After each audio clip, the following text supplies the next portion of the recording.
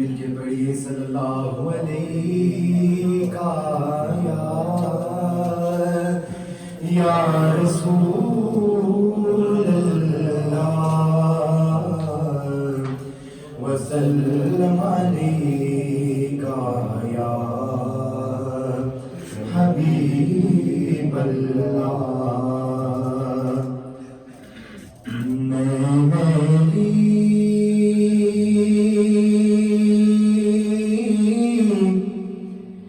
تن میلا میرا میں میلی تن میلا میرا کرپا کرو سرکار نظر کرم سرکار سرکار نظر کرم سرکار سر پہ اٹھائے پاپ کی گٹھڑی آئی تمہارے دوار کرپا کرو سرکار مجھ منگتے کی بات ہی کیا ہے وہ ہے بڑے لجپال مجھ منگتے کی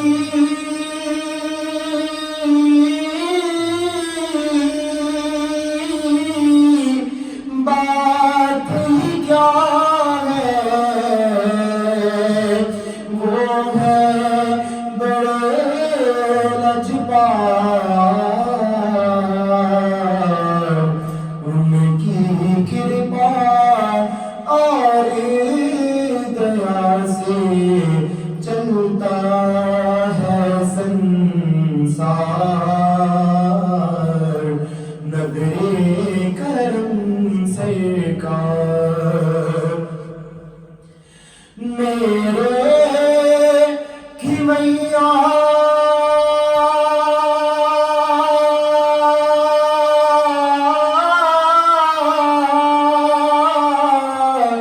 بیچ بحر میں کشتی ڈوب نہ جائے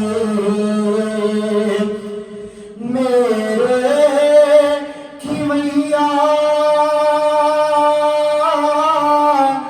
بیچ بحر میں کشتی ڈوب نہ جائے تیرا ہوں تو میری خبر لینے تیرا ہوں تو میری خبر لے کون لگائے بار نظر کرم سرکار میلی تن میلا میرا میلی تن میلا میرا کرپا کرو سرکار نظر کرم سرکار.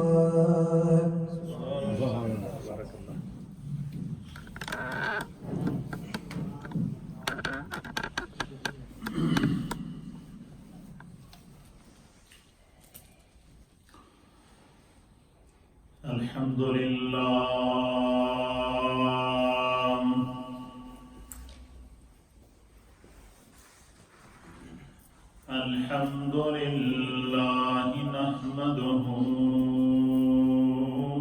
ونستعينه ونستغفره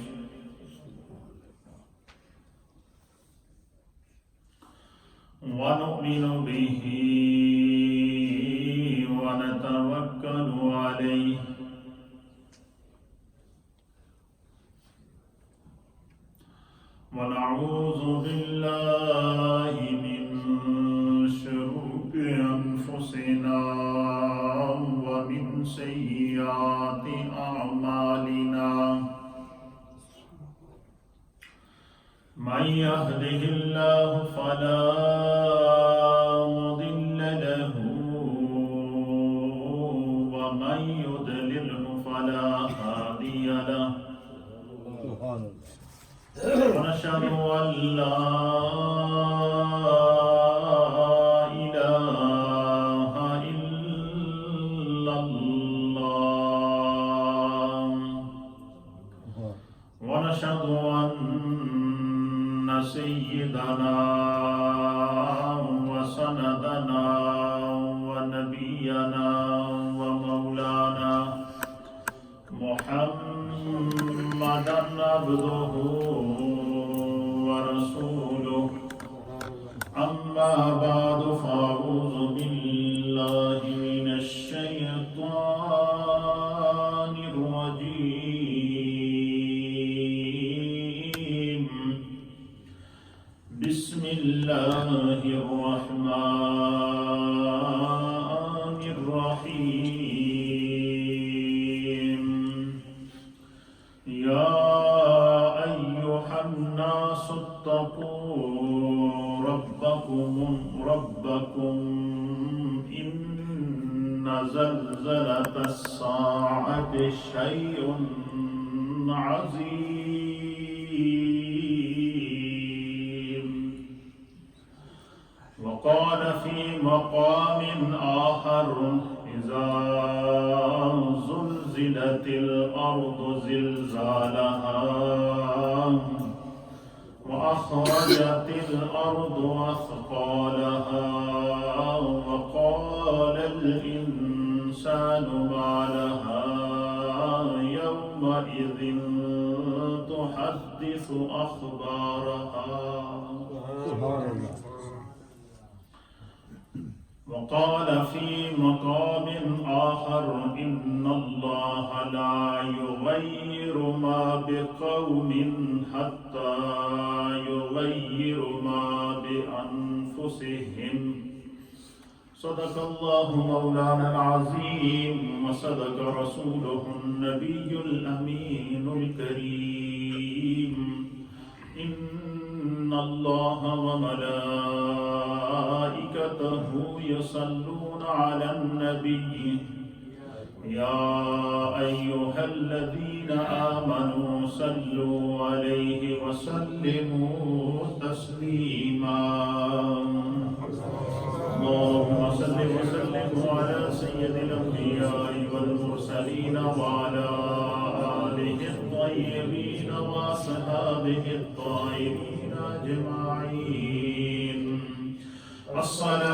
الصلاة والسلام عليك يا سيدي يا رسول الله وعلى آلك وأصحابك يا سيدي يا حبيب الله الصلاة والسلام عليك يا سيدي يا رسول الله وعلى آلك وأصحابك يا سيدي يا رحمة للعالمين حمد و صلاة کے بعد اللہ رب العالمین کا لاکھ لاکھ شکر اور ملائکہ کریم کا بڑا ہی احسان ہے کہ جس رب کریم نے ہم گناہگاروں کو شکل انسانی میں پیدا فرمایا اور ہمیں طرح طرح کے انعامات اور اکرامات سے نوازا، بالخصوص ہماری ہدایت اور رہنمائی کے لیے ہمیں ایسے ہادی اور رہبر عطا فرمائے کہ جن کے اب بتائے ہوئے احکامات پر اگر ہم عمل کریں تو ہم دنیا میں بھی کامیاب ہیں اور آخرت میں بھی کامیاب ہیں۔ اللہ تعالیٰ کا فضل ہے کہ اللہ نے ہمیں ایسا پیارا محبوب عطا فرمایا جو خاتم النبیین ہیں، جو امام الانبیاء ہیں، جو سید الانبیاء ہیں، جنہیں خدا نے ما کان و ما یکون کہ کیا ہونے والا ہے یا کیا ہو چکا ہے یا قیامت تک کیا ہوگا، ہر چیز کا علم بھی عطا فرمایا تھا، اور قیامت تک آنے والی اپنی امت کو آپ نے تمام احوال سے باخبر بھی کیا۔ اور پھر اس عظیم محبوب کی امت میں اللہ نے ہمیں پیدا فرمایا کہ جس کے اوپر اللہ نے دین کو مکمل کر لیا۔ فرمایا کہ الیوم اکملت لکم دینکم واتممت علیکم نعمتی ورضیت لکم الاسلام دینا۔ حجۃ الوداع کا موقع ہے، یوم عرفہ کا دن ہے۔ اللہ تعالیٰ میرے محبوب پر وحی نازل کر کے فرما رہا ہے کہ محبوب آج کے دن آپ کے رب نے آپ کی ذات پر دین کو مکمل کر دیا اور اپنی نعمتوں کو تمام کر دیا۔ اب آج کے اس دن آپ اپنی امت کو ایک دستور دے دیں، ایک دستور حیات دے دیں، زندگی گزارنے کا اصول دے دیں، زندگی گزارنے کا طریقہ بتا دیں، اور اس دستور حیات پر اگر امت قائم رہے گی تو قیامت تک اسے اللہ عروج بھی عطا فرمائے گا، عزتیں بھی عطا فرمائے گا۔ اور اگر امت آپ کے دیے ہوئے دستور و رسول کو چھوڑ دے گی تو پھر وہی امت جو قیامت تک کے لیے سرخرو ہے، اسے مشکلات سے، مصائب سے، آلام سے، دکھوں سے اور تکالیف سے اور آزمائشوں سے گزرنا پڑے۔ اب یقین کیجیے کہ جس وقت بھی امت نے دامن مصطفیٰ کو چھوڑا، یہ امت مشکلات کا شکار ہوئی، اور جب بھی رجوع اللہ اور رجوع مصطفیٰ کیا گیا اور سیرت مصطفیٰ کی طرف رجوع کیا گیا تو خداوند قدوس نے اس امت کو، قیامت تک آنے والی امت کو، پھر اپنی رحمت اور کرم سے بھی نوازا۔ تو آج کل آپ دیکھ رہے ہیں کہ امت مسلمہ مشکلات کا شکار ہے، ہر طرف مسلمانوں کو آزمائشوں سے گزرنا پڑ رہا ہے۔ بلکہ میں یوں کہوں کہ عالمی سطح پر اس وقت جتنے بھی اسلامک ممالک ہیں وہ ایک بے توقیری کی زندگی گزار رہے ہیں، ایک غلامی کی زندگی گزار رہے ہیں، مشکلات کی زندگیاں گزار رہے ہیں۔ اور اس کی وجہ کیا ہے؟ اصل میں اس کی مین وجہ، جیسا کہ گزشتہ جمعۃ المبارک کو میں نے آپ کی خدمت میں پیش کیا تھا کہ اللہ کے حبیب نے فرمایا کہ میں تمہارے درمیان قرآن کو چھوڑ کے جا رہا ہوں اور اپنی آل کو چھوڑ کے جا رہا ہوں۔ قرآن سے اور میری آل کے دامن سے وابستہ رہنا۔ فرمایا کہ جب تم نے قرآن کے دامن کو چھوڑ دیا اور صاحب قرآن کے دامن کو چھوڑ دیا تو سمجھ لو کہ تمہارے لیے تم نے اپنی عاقبت کو خود خراب کیا اور تم نے اپنے آپ کو نقصان میں ڈالا۔ اور پھر اللہ رب العالمین نے جو ہے وہ مختلف ادوار میں امتوں کو جب آزمائش سے گزرنا پڑا، ایک وقت وہ تھا کہ جب امت قرآن اور صاحب قرآن کے دامن سے وابستہ تھی تو تاریخ ہمیں یہ بتاتی ہے کہ 313 ٹوٹل تھے اور سامنے ہزاروں کا لشکر تھا۔ خداوند قدوس نے ان 313 کو نہ صرف فتح عطا فرمائی بلکہ اللہ اس منظر کو خود بیان کرتا ہے کہ میرے محبوب کے ان عظیم صحابہ جو بدر کے میدان میں شریک تھے، جو اسلام کی دفاع اور اسلام کی بقا کے لیے اپنے آپ کو پیش کر چکے تھے اللہ کے رسول کے قدموں کے اندر، تو فرمایا کہ پھر اللہ تعالیٰ نے ان کے ایمان کی، ان کے جذبے کی اور ان کے دامن مصطفیٰ کے ساتھ سچی وابستگی کی کیا قدر کی۔ قرآن کریم فرقان مجید اس منظر کو بیان کرتا ہے کہ ایک مقام پر اللہ فرماتا ہے کہ پہلی کھیپ میں 3000 فرشتے نازل ہوئے۔ 3000 فرشتوں کے ذریعے اللہ نے اسلام اور بانی اسلام کی مدد کی۔ اور دوسرے مقام پر اللہ فرماتا ہے 5000 من الملائکہ، پھر خداوند قدوس نے اس تعداد کو بڑھا دیا۔ فرشتوں کے جذبے اور جوش کو دیکھا کہ یہ موقع ہے مصطفیٰ کریم کے دین کی مدد کرنے کا، تو اللہ تعالیٰ نے پھر اس تعداد کو 3000 سے 5000 کیا۔ پھر اسلام کو اللہ نے فتح عطا فرمائی اور پھر یہی سلسلہ چلتا رہا۔ خلفائے راشدین کے دور تک اللہ کے فضل و عطا سے اسلام اور بانی اسلام اور مسلمانوں کی خداوند قدوس کی طرف سے تائید، نصرت اور مدد نازل ہوتی رہی، جس کا اظہار اللہ رب العالمین نے اپنے محبوب کے اوپر وحی کے ذریعے کئی مرتبہ کیا، جیسا کہ قرآن حکیم فرقان مجید میں اللہ فرماتا ہے اذا جاء نصر اللہ والفتح ورأیت الناس يدخلون فی دین اللہ افواجا۔ فرمایا کیا محبوب آپ کو یاد ہے جب خدا کی مدد آپ پہنچی، اللہ کی مدد جب آپ کو پہنچی تو پھر کیا ہوا؟ فرمایا کہ پھر وہ لوگ جو اسلام کا مذاق اڑاتے تھے انہوں نے خود اپنی آنکھوں سے دیکھا کہ یدخلون فی دین اللہ افواجا، کہ لوگ فوجوں کی فوجیں، فوج در فوج اسلام کی طرف آ رہی ہے۔ ایک وہ وقت تھا کہ میرے مصطفیٰ اکیلے سیدنا صدیق اکبر کو ساتھ لے کر ہجرت کرنے کے لیے جا رہے ہیں، اور ایک وہ وقت تھا کہ میرے مصطفیٰ کریم جب حجۃ الوداع کرنے کے لیے میدان عرفات میں پہنچے تو میرے آقا علیہ السلام کی معیت میں کم و بیش 1.25 لاکھ صحابہ اور صحابیات تھے۔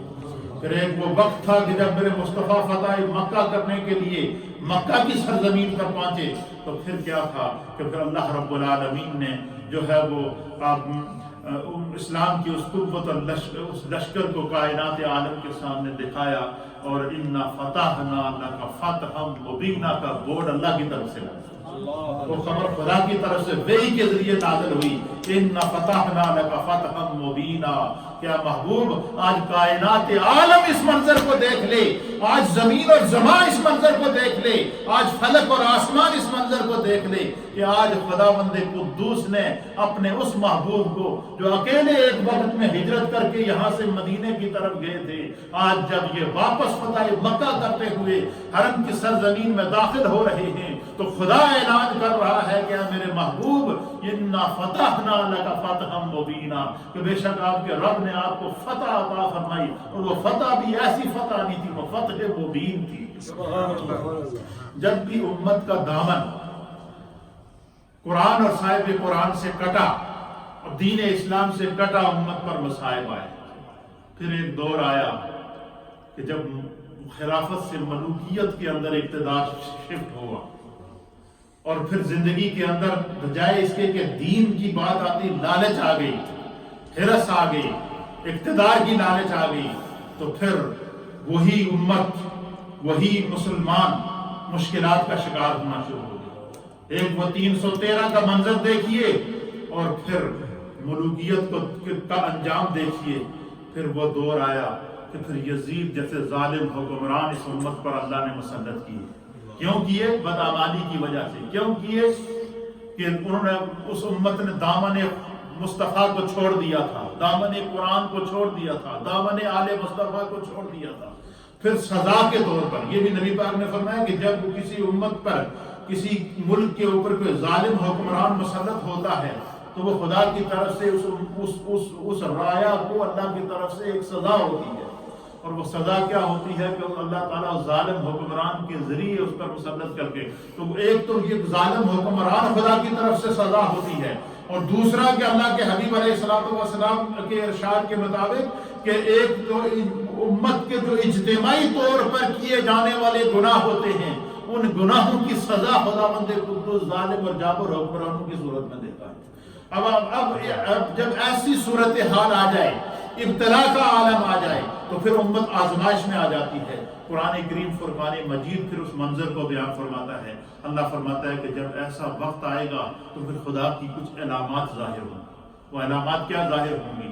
کہ امت اتنی بے حس ہو جائے کہ اس کے سامنے انسانیت کا قتل ہوتا رہے، اس کے سامنے بے گناہ لوگ ذبح ہوتے رہیں۔ یہ امت ایسی بے حس امت ہے، اسی امت کے سامنے نواسۂ رسول کو ذبح کیا گیا، اسی امت کے سامنے 6 ماہ کے علی اصغر کے حلق پر تیر چلائے گئے، اسی امت کے سامنے نوجوان علی اکبر کو ذبح کیا گیا، اسی امت کے سامنے روہنگیا کے مسلمانوں کو زندہ جلایا گیا، اسی امت کے سامنے فلسطین کے مسلمانوں کے اوپر ظلم کی انتہا کی جا رہی ہے، اسی امت کے سامنے آج مقبوضہ کشمیر کا مسلمان جل رہا ہے، اسی امت کے سامنے آج مقبوضہ کشمیر کے مسلمان کے اوپر طرح طرح کے ظلم ہو رہے ہیں۔ تو کیا دنیا میں مسلمان ختم ہو گئے ہیں؟ اس کی وجہ کیا ہے؟ اس وقت تو دنیا میں 58 سے زائد اسلامک ملک ہیں، اور ان میں سے بعض وہ ہیں جو ایٹمی قوت ہیں، ان میں سے بعض وہ ہیں کہ جن کے پاس دولت کی ریل پھیل موجود ہے، لیکن اس کے باوجود، ہر چیز ہونے کے باوجود آج ذلت اور رسوائی کا سامنا کیوں ہے؟ اس کی وجہ کیا ہے؟ اس کی جو مین وجہ ہے، ہم نے اللہ اور اس کے رسول کے دامن کو چھوڑ دیا، ہم نے دین اسلام پر عمل کرنا چھوڑ دیا، ہمارے دل سخت ہو چکے ہیں۔ اللہ کے حبیب علیہ السلام نے فرمایا کہ جب ابتلا کا دور آئے، آزمائشوں کا دور آئے، تو کیا کیا کرو؟ یا ایھا الناس اتقوا ربکم۔ سورۃ الحج پارہ نمبر ہے 17واں پارہ ہے، سورۃ الحج ہے، سورہ نمبر 22 ہے، اور اس کی آیت نمبر ہے، پہلی آیت، 1 نمبر آیت۔ اس میں اللہ فرماتے ہیں کہ یا ایھا الناس اتقوا ربکم، کہ اے ایمان والو اپنے رب سے ڈرو، اپنے دل کے اندر خوف خدا پیدا کرو، احساس پیدا کرو، تقوی پیدا کرو، اور دنیا کے سامنے آنے والی ابتلاؤں میں، آزمائشوں میں، اور دنیا کے اندر آنے والے تغیرات اور تبدلات کو دیکھ کر سبق حاصل کرو، اور دنیا میں جتنی بھی مسلمان پر ابتلائیں آئیں، آزمائشیں آئیں، اللہ فرماتا ہے کہ مسلمان کے تقوی کے اندر، خوف خدا کے اندر، اس کی نیکی کے اندر، اس کے تصور کے اندر، اس کے تخیل کے اندر، اس کی سوچ کے اندر، اس کی فکر کے اندر تبدیلی آنی چاہیے، خوف خدا پیدا ہونا چاہیے۔ فرمایا کہ جب تم جو ہے وہ اللہ سے ڈرو، کیوں کہ پھر جب امت بے عمل ہو جائے تو پھر خدا کی طرف سے سزائیں نازل ہوتی۔ کیا ہوتی ہیں سزائیں؟ کیسے نازل ہوتی ہیں؟ فرمایا ان زلزلۃ الساعۃ شیء عظیم۔ اللہ کی آزمائشیں مختلف اس کی اقسام ہیں، ان میں سے ایک قسم یہ ہے کہ خدا بند قدوس اپنی اس زمین کو تھوڑی سی جنبش دیتا ہے، تھوڑی سی حرکت دیتا ہے، زمین کروٹ لیتی ہے، اور جب زمین کروٹ لیتی ہے تو اوپر کی زمین نیچے چلی جاتی ہے، نیچے کی زمین اوپر چلی جاتی ہے۔ نہ وہاں محلات رہتے ہیں، نہ وہاں طاقتیں رہتی ہیں، نہ وہاں ایٹمی قوتیں رہتی ہیں، نہ وہاں پر جو ہے وہ کوئی طاقت کام آ سکتی ہے۔ سب سے بڑی طاقت وہاں خدا کی طاقت ہوتی ہے۔ فرمایا کہ پھر اللہ تعالیٰ جو ہے وہ علامات قیامت میں سے ہے کہ اس کی نشانیاں ظاہر کرتا ہے، اس کی نشانیاں مختلف صورتوں میں ظاہر ہوتی ہیں۔ فرمایا یا اللہ تعالیٰ آندھیوں کا عذاب بھیجتا ہے، یا اللہ تعالیٰ سونامیز جس کو بولتے ہیں، آپ نے سنا پچھلے کئی سال پہلے جب ایک سونامی آیا تھا امریکہ کے ایک ریاست کے اندر، تو اس نے بستیوں کو اجاڑ دیا تھا، نیچے کی زمین کو اوپر کر دیا تھا۔ پھر اللہ تعالیٰ کا عذاب آتا ہے۔ اللہ کے حبیب علیہ السلام فرماتے ہیں کہ جب گناہوں کی کثرت ہو جائے تو پھر خدا کی آزمائش آ جاتی ہے، اور جب نیکیوں کی کثرت ہو جائے تو خدا کی طرف سے خوشحالی اور کرم آ جاتا ہے۔ نبی رحمت جناب سید العالمین محمد الرسول اللہ صلی اللہ تعالی علیہ وآلہ وسلم نے ارشاد فرمایا، سنن ترمذی کی حدیث ہے، حضور علیہ السلام نے فرمایا کہ جب میری امت میں 15 چیزیں کرنے لگے گی تو ان پر مصیبتیں نازل ہونا شروع ہو جائیں گی۔ 15 کاموں کے اندر جب میری امت 15 نافرمانیوں کے اندر پڑ جائے گی تو فرمایا کہ پھر اس وقت میری امت پر مصائب شروع ہو جائیں گے، مصیبتیں شروع ہو جائیں گی، زلزلے شروع ہو جائیں گے، طوفان شروع ہو جائے گی، اجتماعی طور پر ذلت اور رسوائی شروع ہو جائے گی، دنیا کے سامنے بے توقیری اس کی شروع ہو جائے گی۔ وہ مسلمان کے جس کے کردار سے، جس کے گفتار سے، جس کے روب سے جو ہے وہ زمین بھی جس کو جو ہے وہ جس کی باتیں سنا کرتی تھی، ایسے بھی صاحب ایمان دنیا کے اوپر رہے ہیں کہ حضرت عمر بن عاص رضی اللہ تعالی عنہ کو امیر المؤمنین خلیفۃ المسلمین جناب سیدنا فاروق اعظم رضی اللہ تعالی عنہ نے مصر کا گورنر بنا کر بھیجا۔ آپ فرماتے ہیں کہ جب میں پہنچا تو وہاں میں نے دیکھا کہ لوگ جمع ہو رہے ہیں دریا کے کنارے، دریائے نیل کے کنارے لوگ جمع ہو رہے ہیں، اور پورا مصر وہاں پر جمع ہے۔ تو آپ فرماتے ہیں، تو عمر بن عاص فرماتے ہیں کہ میں نے ان سے کہا کہ کیا وجہ ہے؟ تو انہوں نے کہا کہ یہ جو دریا ہے یہ ہر سال خشک ہو جاتا ہے۔ کیا ہو جاتا ہے؟ قحط پڑ جاتا ہے، یہ دریا خشک ہو جاتا ہے۔ اس دریا پر پتہ نہیں جنات کا قبضہ ہے یا کیا مسئلہ ہے۔ یہ دریا جب خشک ہوتا ہے تو ہم کیا کرتے ہیں کہ ہر سال ایک خوبصورت نوجوان کماری لڑکی اس کو سجاتے ہیں، اس کو دلہن بناتے ہیں، اس کو باقاعدہ دلہن کا جیسا مکمل طور پر زیورات سے آراستہ کرتے ہیں، دلہن کا لباس پہنا کر اس نوجوان بچی کو ہم دریا کے بیچ میں جا کر چھوڑتے ہیں تو دریا کا ریلا آتا ہے اور اس کو بہا کر لے جاتا ہے، اور پھر ہر 1 سال کے لیے ایک بچی کی قربانی یہ دریا لیتا ہے تو پھر چلتا ہے۔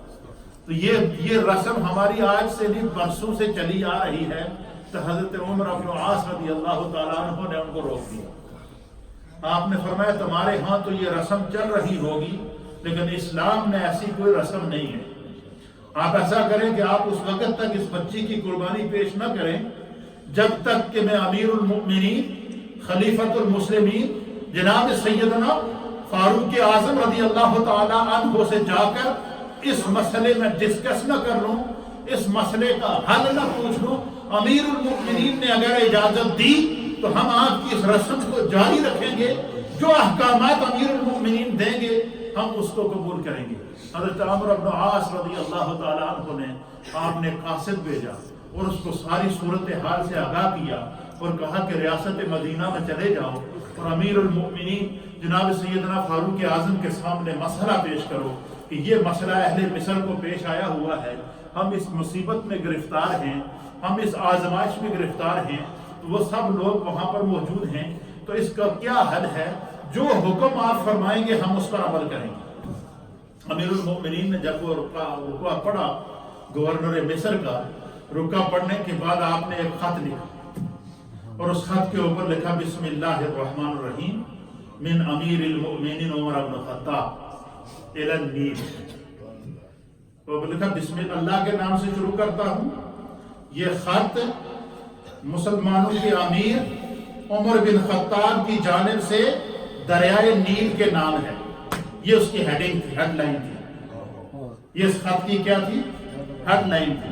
اس کے اوپر اس خط کے اندر آپ نے لکھا کہ اے نیل، اے دریا، اگر تو خدا کے حکم سے چلتا ہے تو عمر تمہیں حکم دیتا ہے کہ بہنا شروع کر دے، آئندہ نہ رکنا۔ اگر تو خدا کے حکم سے نہیں چلتا، کسی اور کے قبضے میں ہے، کسی اور کی ملکیت میں ہے، تو عمر کی امت، عمر کی رایا اتنی بے توقیر نہیں ہے کہ تمہیں قربانی دے، ہمیں تمہاری ضرورت نہیں ہے۔ آپ نے اس خط کو لفافے میں لپیٹا، لپیٹنے کے بعد یہ قاصد کو دیا اور عمر بن العاص رضی اللہ تعالیٰ عنہ کے لیے پیغام بھیجا، ان سے کہا کہ جس طریقے سے اہل مصر اس دریا کے سامنے جمع ہوتے تھے اور جس طریقے سے جمع ہو کر وہاں پر دوشیزہ لڑکی کو دلہن بنا کر اس دریا کے اندر چھوڑتے تھے، ان تمام خواتین و احباب کو وہاں جمع کرو، اور جمع کرنے کے بعد دریا کے بیچ میں جہاں پر لڑکی کو چھوڑ کر پیچھے آتے تھے وہاں جا کر یہ خط وہاں چھوڑ کر کہہ دینا کہ اے نیل، عمر کا تمہارے لیے حکم آیا ہے، ذرا اس کو پڑھ لو۔ اہل سیر نے لکھا ہے البدایہ والنہایہ کے اندر، تاریخ امم والملائک کے اندر، اسی طریقے سے دیگر اہل سیر نے اس واقعے کو لکھا ہے۔ فاروق اعظم رضی اللہ تعالیٰ عنہ کے فضائل کے اندر علامہ ابن اسیر جزری رحمۃ اللہ علیہ نے اس واقعے کو نقل فرمایا ہے کہ جب وہ خط مصر میں پہنچا، تمام اہل مصر کو جمع کیا، سارے اہل مصر جمع ہو گئے، اور سارے اہل مصر کے جمع ہونے کے بعد اس خط کو دریائے نیل کے بیچ میں چھوڑ کر قاسم نے اعلان کیا کہ اے دریا، یہ خط عمر امیر المؤمنین کی طرف سے ہے، اور امیر المؤمنین کا تمہیں پیغام ہے کہ اگر تو خدا کے حکم سے چلتا ہے تو بہنا شروع کر دے، اور اگر تو اپنی مرضی سے چلتا ہے تو اب ہمیں تمہاری کوئی ضرورت نہیں ہے۔ خط بیچ میں رکھا، قاصد باہر آیا، دریا نے بہنا شروع کر دیا۔ اہل سیر نے لکھا ہے آج بھی دریائے نیل وہاں موجود ہے، آج بھی وہ دریا وہاں موجود ہے۔ وہ دن اور یہ دن پھر دریا خشک نہیں ہوا، دریا خشک نہیں ہوا۔ پھر ایک مرتبہ حدیث روایت کے اندر آتا ہے، علامہ ابن اسیر جزری لکھتے ہیں، فاروق اعظم کا دور اقتدار تھا، آپ کا دور خلافت تھا، آپ مسجد میں تشریف فرما ہیں، سامنے رایا بیٹھی ہوئی ہے، مخلوق خدا آپ کی مجلس میں بیٹھی ہوئی ہے، دربار فاروق اعظم لگا ہے، فاروق اعظم کا ایوان سجا ہے، فاروق اعظم کی اسمبلی ہو رہی ہے، صحابہ اکرام موجود ہیں، تابعین موجود ہیں، مسجد نبوی کا سٹیج موجود ہے، امیر المؤمنین فاروق اعظم بیٹھے ہیں۔ اس دوران زلزلہ ہوا۔ کیا ہوا؟ مدینے کی زمین ہلنا شروع ہو گئی۔ فاروق اعظم کے ہاتھ میں درہ تھا، وہ درہ ہمیشہ ہاتھ میں رکھتے تھے۔ جو بھی کوئی غلطی کرتا تھا یا جو بھی کوئی جرم کرتا تھا، یہ نہیں کہ وہ عدالت میں جائے گا، یعنی فاروق اعظم کے جیسے وہیں سے درہ نکالا اسی وقت سزا دی، اسی وقت، چاہے دن ہو یا رات کو۔ رات کو گشت کیا کرتے تھے، دن کو امور حکومت کو نپٹایا کرتے تھے۔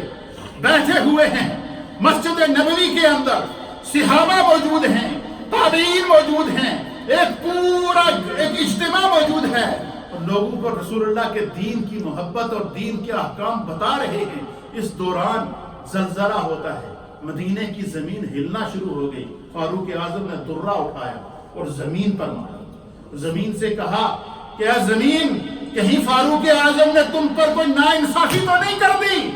اگر فاروق نے ناانصافی کی ہے تو پھر تو زلزلے تو ہلتی رہے، اور اگر فاروق اعظم نے اس زمین پر امن کیا ہے، اس زمین کے اوپر انصاف قائم کیا ہے، تو زلزلے یا زمین اپنی جنبش کو یہیں پہ روک دے۔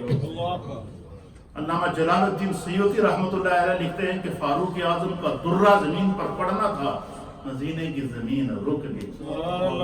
پھر اس کے بعد اس پر زلزلہ نہیں آیا، اس کے بعد اس پر زلزلہ نہ آیا۔ پتہ چلا کہ یہ جو زلزلے برپا ہوتے ہیں، یہ ہمارے حکمرانوں کی اجتماعی ناانصافی، امت کی اجتماعی گناہوں کا نتیجہ ہے۔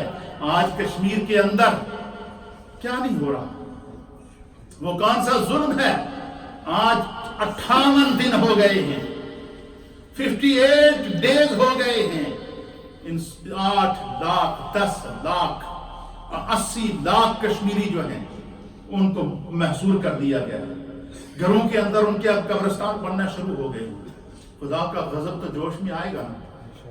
اللہ تعالی ہمیں اجتماعی طور پر جو ہے وہ ان آزمائشوں کو سمجھنے کی توفیق عطا فرمائے۔ نبی پاک صلی اللہ علیہ وسلم نے فرمایا کہ میری امت کے اندر جب 15 چیزیں پائی جائیں گی تو پھر ان پر اللہ کی طرف سے عذاب، مصیبتیں، تکالیف، آزمائشیں آنا شروع ہو جائیں گی۔ اور حضور علیہ السلام نے فرمایا کہ ان میں سے پھر سرکار نے ان چیزوں کی نشاندہی کی۔ حضور نے فرمایا کہ ان میں سے سب سے پہلی چیز کیا ہے؟ اللہ کے حبیب علیہ السلام فرماتے ہیں کہ لوگ مال غنیمت کو، مال غنیمت وہ ہوتا ہے کہ جنگ کے دوران، اسلام اور کفر کی جنگ کے دوران جو مال کفار چھوڑ کر بھاگ جاتے ہیں، لوگ اسے اپنی دولت نہ سمجھیں، اسے ملک اور ملت کا سرمایہ سمجھیں۔ فرمایا کہ جو لوگ مال غنیمت کو دولت سمجھنا شروع ہو جائیں گے اور دوسرے کے مال کو اپنا مال سمجھنا، اس کا آسان ترجمہ، دوسرے کے مال کو اپنا مال سمجھنا شروع کر دیں گے، فرمایا کہ وہ پھر خدا کے عذاب اور اس کی آزمائش کا انتظار کریں۔ اور دوسری چیز کیا ہے؟ حضور علیہ السلام نے فرمایا دوسری چیز یہ ہے کہ میری امت کے اندر اجتماعی طور پر کیا ہوگا؟ لوگوں امانتوں میں خیانتیں کرنا شروع کریں۔ جس کو جو منصب خدا نے دیا وہ اس منصب کے ساتھ انصاف نہیں کرے گا، جس کو جو اللہ تعالیٰ نے اختیار دیا وہ اس اختیار کے اندر بے اختیاری کرے گا، جس کو خداوند قدوس نے کسی منصب کا امین بنایا وہ اس کے اندر خیانت کرے گا۔ فرمایا کہ جب اجتماعی طور پر لوگ امانتوں میں خیانت کرنا شروع کر دیں گے، فرمایا کہ وہ خدا کے عذاب اور اس کی آزمائش کا انتظار کریں۔ فرمایا ان بطش ربک لشدید، پھر خدا کی پکڑ آتی ہے، اور جب خدا کی پکڑ آئے یہ کوئی پتہ نہیں ہوتا کہ کیسے آتی ہے، اس کی گرفت کس طرح آتی ہے اور کس طرح انسان اس کے شکنجے کے اندر آتا ہے۔ تو پھر ان تمام چیزوں کو جو اللہ کے حبیب علیہ السلام نے فرمایا کہ اپنے آپ کو بچانا چاہیے۔ فرمایا کہ تیسری بیماری جو امت کے اندر آئے گی تو زلزلے برپا ہوں گے، آزمائشیں آئیں گی، طوفان آئیں گے، مصیبتیں آئیں گی، تکالیف آئیں گی، ایسے دکھ آئیں گے کہ لوگ اس سے نکلنا لوگوں کا مشکل ہو جائے گا۔ وہ کیا ہوگا؟ فرمایا کہ جن پر زکوٰۃ فرض ہو گئی ہے وہ زکوٰۃ کو ادا کرنے کے لیے تاوان سمجھیں گے۔ ان کی سوچ یہ ہوگی کہ بھائی میرے پاس تو کروڑوں کا بینک بیلنس ہے اور اس میں سے اگر میں نے لاکھوں کی زکوٰۃ نکال لی تو میرے خزانے میں کمی آ جائے گی۔ فرمایا لوگ زکوٰۃ نکالنے کے لیے شرمندہ ہوں گے اور کہیں گے کہ زکوٰۃ سے ہمارے مال میں کمی آ جائے گی۔ لوگ زکوٰۃ کو تاوان سمجھنا شروع کر دیں گے۔ فرمایا کہ جب امت کی یہ فکر آ جائے کہ وہ زکوٰۃ کو تاوان سمجھے گی، فرمایا خدا کی گرفت کا انتظار کرنا، پھر وہ ایک جنبش دیتا ہے تو پھر بڑی سی بڑی کوٹھیاں زمین بوس ہو جاتی ہیں، بڑے سے بڑے جو محلات زمین بوس ہو جاتے ہیں، بڑی سی بڑی جو ہے وہ تعمیر کرتے کیے ہوئے قلعے جو ہیں وہ زمین کے اندر دب جاتے ہیں۔ تو حضور علیہ السلام نے فرمایا کہ جس پر خدا نے زکوٰۃ کو فرض کیا ہے وہ اپنے مال سے حساب کر کے زکوٰۃ نکالے۔ فرمایا وہ 1 روپیہ خدا کی بارگاہ میں زکوٰۃ دے گا، اللہ 10 گنا اس میں اضافہ کرے گا، 700 گنا خدا بڑھا کر اس کو اس کا اجر عطا فرمائے گا۔ کیوں کہ اس نے اللہ کے راستے میں اپنے مال کو قربان کیا۔ فرمایا کہ جب زکوٰۃ کو تاوان سمجھا جائے گا اور زکوٰۃ ادا کرتے ہوئے، صدقات ادا کرتے ہوئے لوگ یہ سمجھیں گے کہ میرے مال میں کمی آ جائے گی، فرمایا اس انسان کو یہ سوچنا چاہیے کہ کیا میری اتنی اوقات ہے کہ میرے خدا نے مجھے اتنی دولت دی ہے؟ وہ جو مجھے دے سکتا ہے وہ مجھ سے چھین بھی تو سکتا ہے، جو دینے پر قادر ہے کہ وہ لینے پر قادر نہیں ہے۔ فرمایا کہ تیسری چیز یہ ہے کہ لوگ زکوٰۃ کو تاوان سمجھیں گے اور جب زکوٰۃ دینے میں بخل کریں گے تو فرمایا کہ پھر وہ خدا کی طرف سے آنے والی مصیبتوں کا انتظار کریں۔ چوتھی چیز کیا ہے؟ حضور علیہ السلام نے فرمایا چوتھی اور پانچویں چیز سرکار دو عالم صلی اللہ علیہ وسلم نے فرمایا کہ جو معاشرے کی تباہی کا سبب بنے گی وہ کیا ہوگی؟ فرمایا کہ آدمی اپنی بیوی کی تو فرما برداری کرے گا، اپنی ماں کی نافرمانی کرے گا۔ آپ مجھے یہ بتائیں کیا آج ہم میں سے ہر گھر کے اندر یہ بیماری پائی جاتی ہے یا نہیں پائی جاتی ہے؟ کیا ہمارا نوجوان، کیا ہم میں سے ہر ایک انسان مجھ سمیت، میں یہ نہیں کہتا ہوں کہ میں کوئی پارسا ہوں، لیکن ہمیں اجتماعی طور پر اس سے سیکھنا، اس معاشرے کے اندر جو پائی جانے والی خرابیاں ہیں۔ آج اگر وہ بچہ جس کو ماں باپ نے 20 سال تک، 22 سال تک، 25 سال تک، 30 سال تک اس کو پالا، اس کی پرورش کی، خود ماں گیلے بستر پر سوتی رہی، اسے خشک بستر پر سلاتی رہی، اب جب اس بچے کی شادی ہو گئی تو اس نے سب سے پہلا کام کیا کیا تھا کہ جی میں اپنی ماں سے جان چھڑا۔ اس طریقے کی جو بیماریاں پائی جاتی ہیں بظاہر تو یہ کہنے میں بڑی آسان ہے، لیکن نبی پاک صلی اللہ علیہ وسلم، یہ ترمذی شریف کی حدیث ہے، حضور نے فرمایا کہ اس وقت امت پر مصیبتیں آئیں گی، زلزلے آئیں گے، تباہیاں آئیں گی، ہلاکتیں آئیں گی، کہ فرمایا کہ جب نوجوان شادی کر کے اپنی بیوی کی تو فرما برداری کرے اور اپنی بوڑھی ماں کو گھر سے نکال دے، بوڑھی ماں کو دودھکار دے، ماں کو جب اس کی ضرورت ہے وہ ماں کے کام نہ آئے، جب اسے چلنا پھرنا نہیں آتا تھا ماں اس کو اٹھا کر پھیرتی تھی، جب وہ اپنے ہاتھ سے لقمہ اٹھا کر منہ میں نہیں ڈال سکتا تھا ماں اس کو کھلاتی تھی، جب وہ خود پانی نہیں پی سکتا تھا ماں پلاتی تھی، جب وہ خود ایک ایک چیز کا محتاج تھا۔ مجھے بتائیں جب تک بچہ شعور کو نہیں پہنچتا محتاجی کی عمر ہوتی ہے یا نہیں؟ فرمایا انسان کی زندگی میں 2 سٹیج آتے ہیں، ایک سٹیج اب وہ ہوتا ہے کہ جب وہ پیدا ہوتا ہے تو معذور ہوتا ہے، اور دوسرا سٹیج وہ ہوتا ہے کہ جب وہ بڑھاپے کو پہنچتا ہے تو معذور ہوتا ہے۔ جب وہ بوڑھا ہوتا ہے تو وہ کیا ہوتا ہے؟ معذور ہوتا ہے، کیونکہ وہ اس وقت اس کے جسم کمزور ہو جاتا ہے۔ فرمایا کہ اس اولاد کو اس وقت ذمہ داری ہے، اس اولاد کی غیرت، اس کی حمیت، اس کی سوچ اور اس کی فکر اس وقت جاگنی چاہیے کہ ایک وقت وہ تھا کہ میں چل نہیں سکتا تھا، میری ماں نے مجھے اٹھایا، میرے باپ نے مجھے اٹھایا، ایک وقت وہ تھا کہ میں کھا پی نہیں سکتا تھا، میرے ماں باپ نے مجھے پرورش پہنچائی ہے، اور آج وہ وقت ہے کہ ان کے اوپر بڑھاپا طاری ہے۔ اب اللہ تعالیٰ قرآن میں فرماتا ہے هل جزاء الاحسان الا الاحسان، یہ قرآن سورۃ الرحمن کے اندر اللہ تعالیٰ نے ہر احسان کا بدلہ احسان کے ذریعے رکھا۔ اب ماں باپ نے اولاد کو پیدا کیا، ان کی پرورش کی، ان کی جو ہے وہ اس عمر میں ان کی پرورش کی کہ جب وہ خود سے کھا پی نہیں سکتے تھے، اب جب والدین بوڑھے ہو جائیں، ان کمزور ہو جائیں، اب اس اولاد کی ذمہ داری ڈبل ہو جاتی ہے کہ جس طرح والدین نے بچپن میں اس کا خیال رکھا تھا، وہ بڑھاپے میں والدین کی اتنی خدمت کریں کہ وہ پھر والدین جب دنیا سے جائیں تو اسے دنیا میں بھی جنت دے کر جائیں، قبر میں جائے تو اس کے لیے جنت اور آخرت میں جائے تو اس کے لیے جنت۔ حضور علیہ السلام نے فرمایا کہ میری امت کی اس وقت ہلاکت ہوگی کہ جب انسان اپنی بیوی کی تو فرما برداری کرے گا لیکن اپنی ماں کی نافرمانی کرے گا۔ پھر فرمایا کہ اس چھٹی چیز کیا ہوگی اس امت کی ہلاکت کی؟ حضور نے فرمایا کہ بندہ، یہ ساری چیزیں معاشرے کے اندر پائی جانے والی بیماریاں ہیں، حضور نے فرمایا کہ چھٹی چیز یہ ہے کہ بندہ اپنے دوست پر تو احسان کرتا ہے، اپنے دوست سے تو محبت کرتا ہے، اپنے دوست کی ہر ضرورت کا تو خیال رکھتا ہے، فرمایا بندہ اپنے دوست پر احسان کرتا ہے، اپنے بوڑھے باپ پر احسان نہیں کرتا۔ اپنے دوست کے ساتھ اس دوست کی اس کا فکر ہوگی، میرے دوست کے پاس فلاں چیز نہیں ہے میں اس کو دے دوں، میرے دوست کو فلاں چیز کی ضرورت ہے میں اس کو پہنچا دوں، کیوں؟ میری اس کے ساتھ دوستی ہے۔ فرمایا بندہ اپنی دوستی کا تو خیال رکھے گا، اپنے دوست پر تو احسان کرے گا، لیکن اپنے بوڑھے باپ پر احسان نہیں کرے گا۔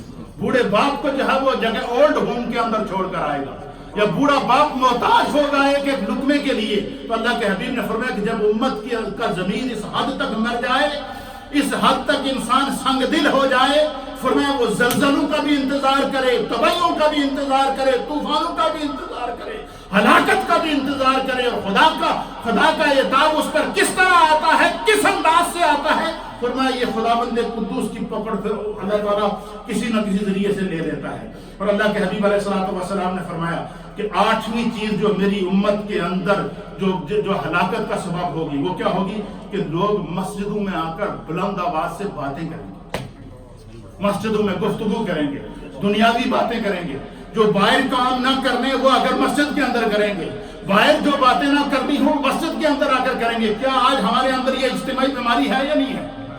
ہم مسجدوں میں آ کر دنیاوی باتیں کرتے ہیں یا نہیں کرتے؟